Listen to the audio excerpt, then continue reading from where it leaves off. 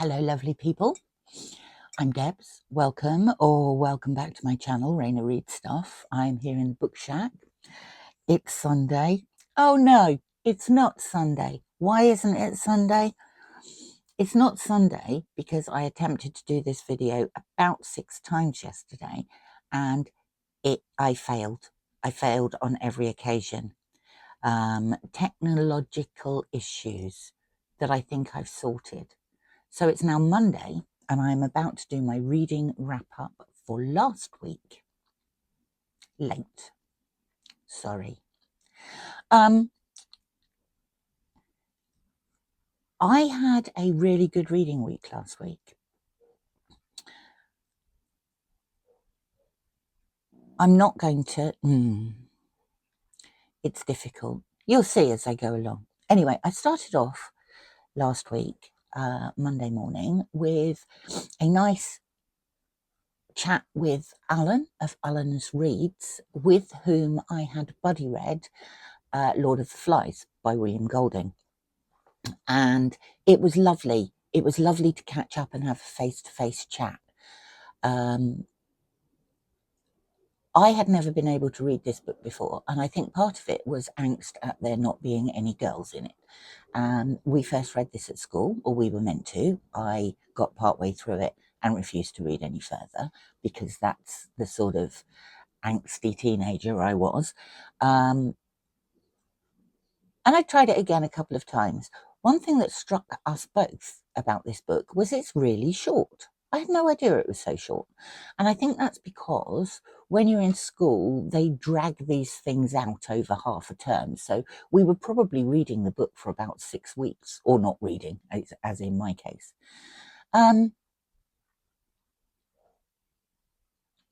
Most people know the story of Lord of the Flies. A load of boys found themselves on a desert island. They've been shipwrecked, plane wrecked, whatever wrecked.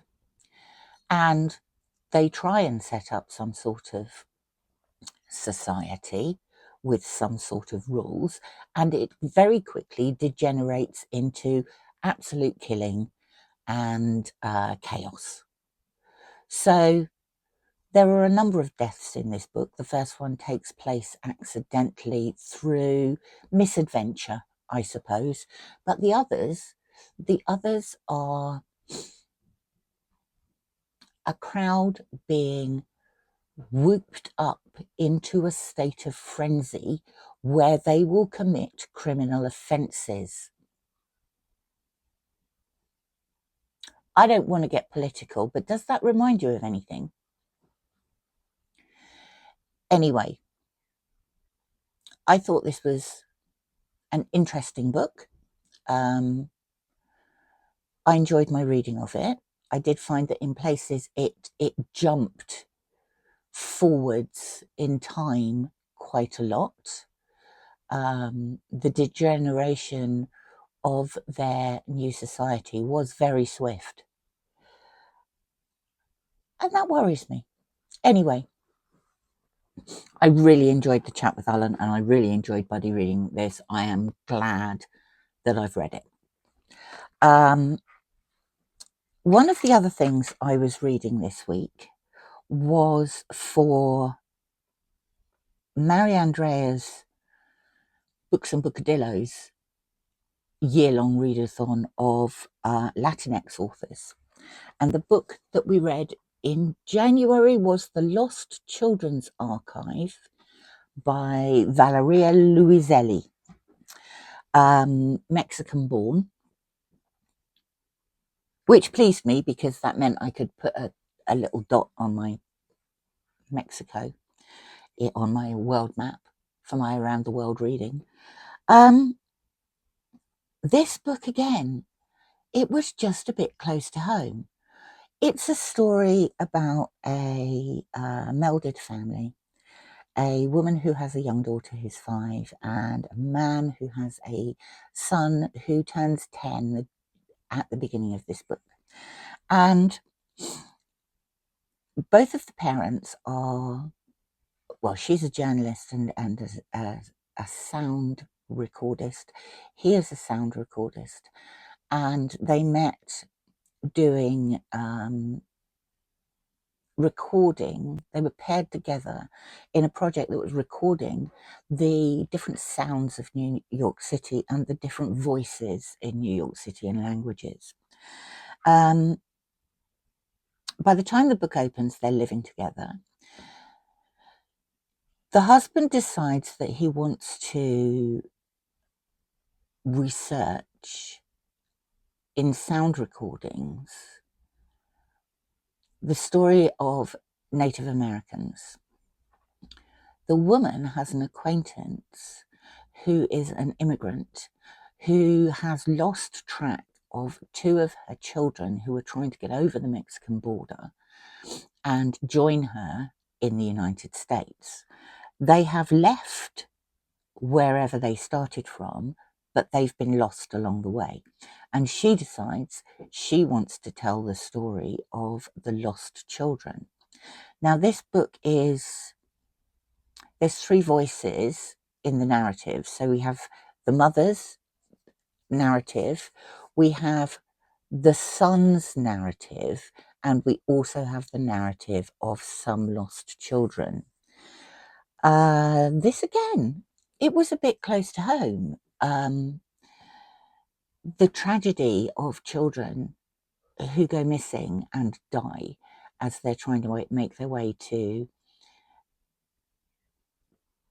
relatives who are in America. There was also a story of a family breaking up, and how the children feel about their parents separating. And then there was a story of the Native Americans as well. I just felt there was a little too much crammed into this book, although I did enjoy it, but also it hit very close to home about people trying to find safety, children trying to find safety in another country, joining their parents or aunts or uncles, people who are so desperate that they will allow their offspring to be sent on a perilous journey in the hope that they might make it to a better place. So those two, they were quite heavy, I thought. After that, I very much needed some light relief. So for light relief, I go for murder. Agatha Christie's The Murder in the Vicarage. I love Agatha Christie books. I find them very easy read. This one I had read before, but so long ago that I couldn't remember what happened. This is the first of the Miss Marple books. Unlike Agatha Christie's Hercule Poirot books, Miss Marple doesn't appear in as much of the book as Hercule Poirot does. But her presence is there. This book is set in St Mary's Mead, and that's where Miss Marple lives. As in the title, there's a murder at the vicarage. We have a really quite bombastic character who is married, but his wife is having an affair with a young artist who is staying in the village. Our bombastic guy is hard of hearing and quite pompous and has made enemies, quite a lot of enemies to be fair. He is found, he's made an appointment to go and see the vicar. The vicar is called away, and so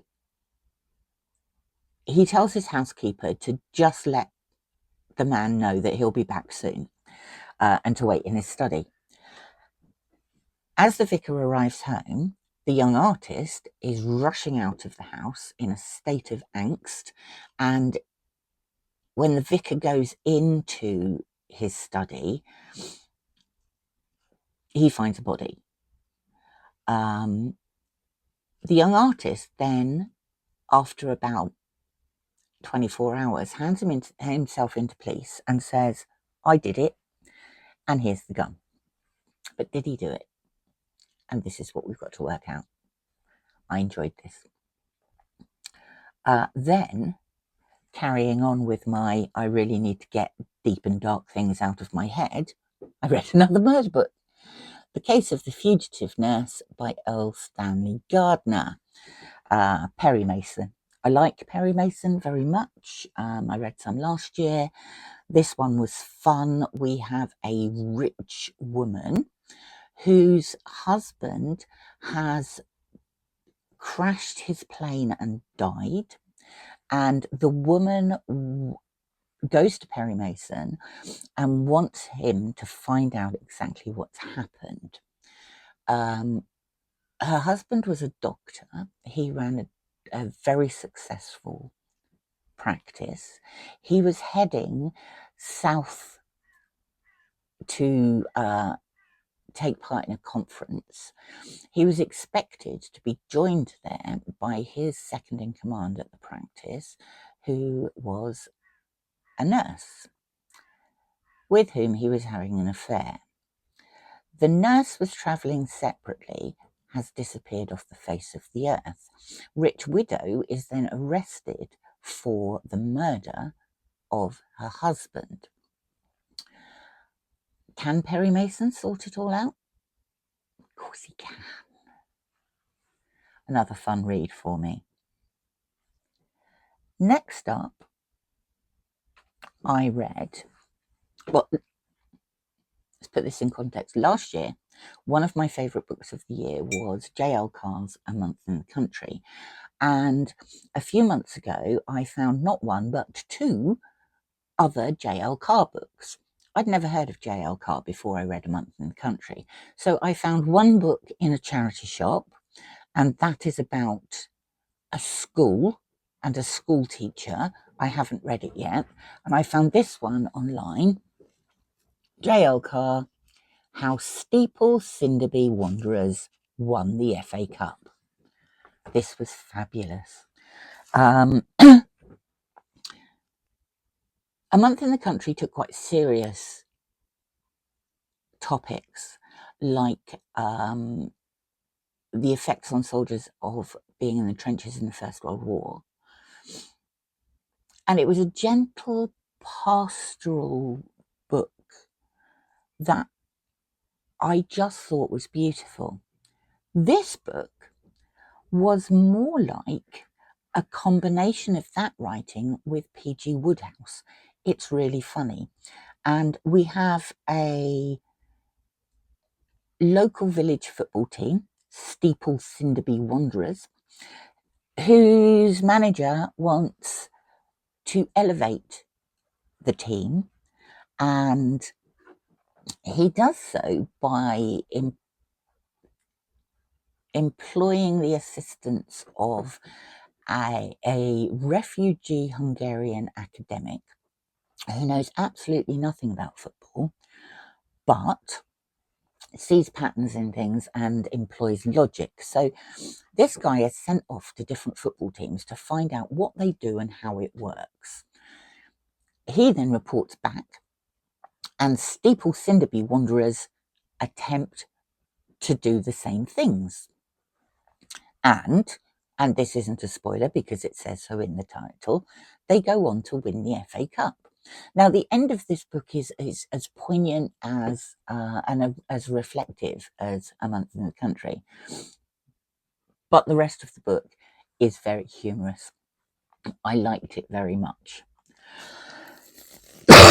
Excuse me.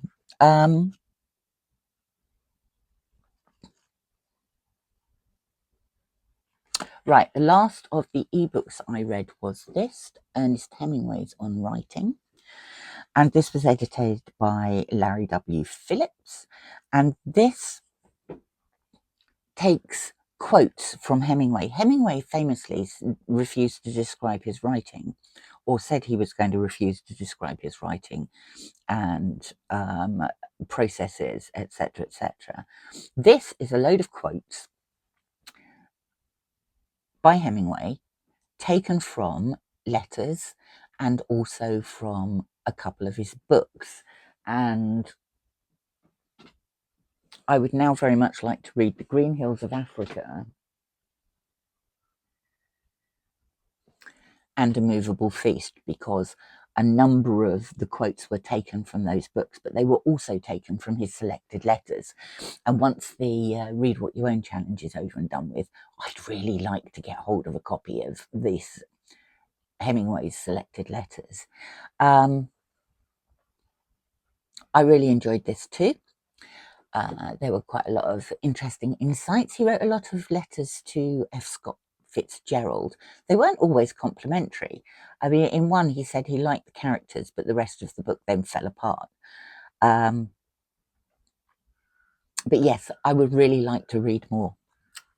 Now, that was the end of the ebooks for this week. Audiobooks. I got a copy some while ago, midway through last year, of Mary Beard's 12 Emperors. And I had it in my head that it was going to be her take on Suetonius's 12 Caesars. But then, because I was reading this for Historiathon Quarter 1, which is prehistory to 500 CE, I was looking on the very, very active Discord chat for Historiathon, and it was saying that this book wasn't that at all. It was something completely different. Turns out that this is Mary Beard describing how our images, our visual images of the emperors might not be accurate. And it starts in Roman times with the creation of sculptures and busts and how the Romans edited faces and changed faces. And it works its way through history, explaining how the visual images that have remained of the Caesars might not actually represent them. And it goes through Renaissance period and Victorians up to modern times. And it was really interesting. It would also have fitted very well in the Framed in September event, which is all about art, because predominantly that's what this was about, the art of depicting the Caesars. So that was fascinating.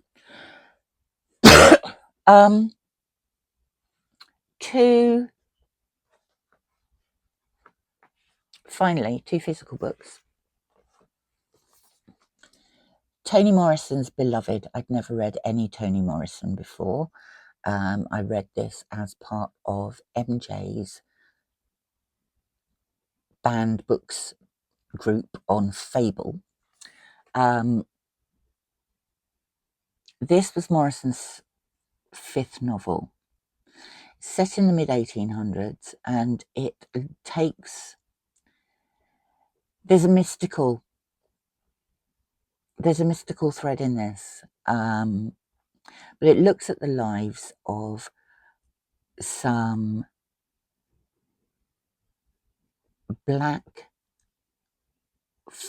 former slaves. They're not slaves anymore. And it's the world of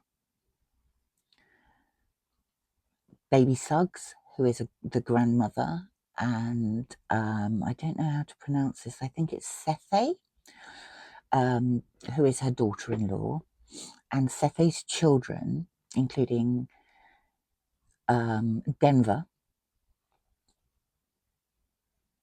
and then two male slaves called Hallie and Paul D. It constructs their history through memory, but there's a ghost, and the ghost is the daughter of Sethe, one of the daughters of Sethe, who died. This is an incredible book. Toni Morrison's her writing is so eloquent, and The prose is just beautiful. The book's in 3 sections, and the third section really draws all the threads together. I will certainly be reading more Toni Morrison.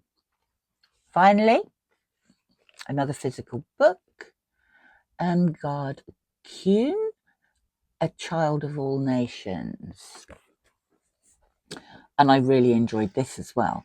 This takes the story of a family, a German family, whose the father is an author, and in the 1930s, he writes things that are deemed unacceptable, and the family have to leave Germany, and they spend their time wandering about across Europe, waiting for the husband to earn some money.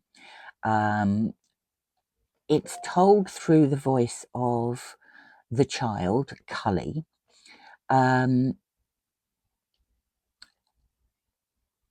There's a war coming, and the family's visas run out and are revoked, and they have to keep moving, and they've got no money, and the father leaves them for her and her mother for long periods of time, while he's going off to make more money. And there's a lovely piece in here. Mother and Cully are off to meet their grandmother in Italy. In Bordighera, we first went to the station, but my grandmother wasn't there. We needed to find her because we didn't have any money except for the bottom dollar.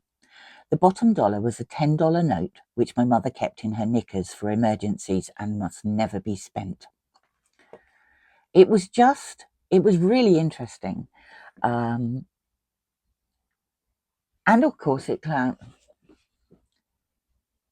you see that? Modern classic counts for my classics. So where am I this week?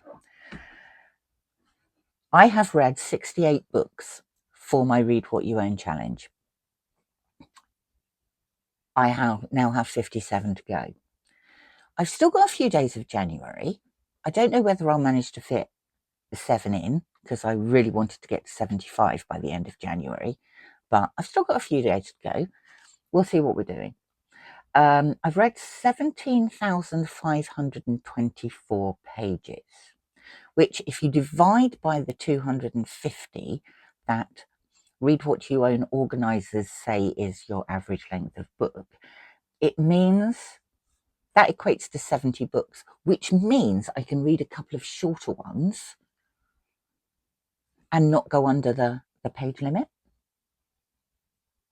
I'm quite pleased with that. I've added quite a few to my 60 before 60 classics list. In fact, where are we? Let me tell you. I've read 18. A Child of All Nations got me to 18. J.L. Carr's How Steeple Sinderby Wanderers Won the FA Cup was also a Penguin Modern classic, as was Lord of the Flies. So that was quite a good week for classics reading. There are a couple of books that I am midway through. One is Marcel Proust's In Search of Lost Time. I am currently with a group reading The Way by Swans. We're reading this until, I think it's February the 22nd. I am also currently reading for Historathon The First Ghosts by Irving Finkel. And who knows what else I'll read this week, because I really enjoyed the randomness of my reads last week. I did just pick books that I fancied reading for no reason other than I fancied reading them. Also this week, we are reading A Crack in the Wall by Claudia Pineiro, and that's for the Pineiro Project. So, lots going on. I will list all the events down below. Thank you for watching. I'm sorry it's not Sunday. I will speak to you all very soon. Let me know what you're reading, leave a comment, and thanks for popping by. I always appreciate it. Nice to see you, and I'll speak to you again soon. Bye for now.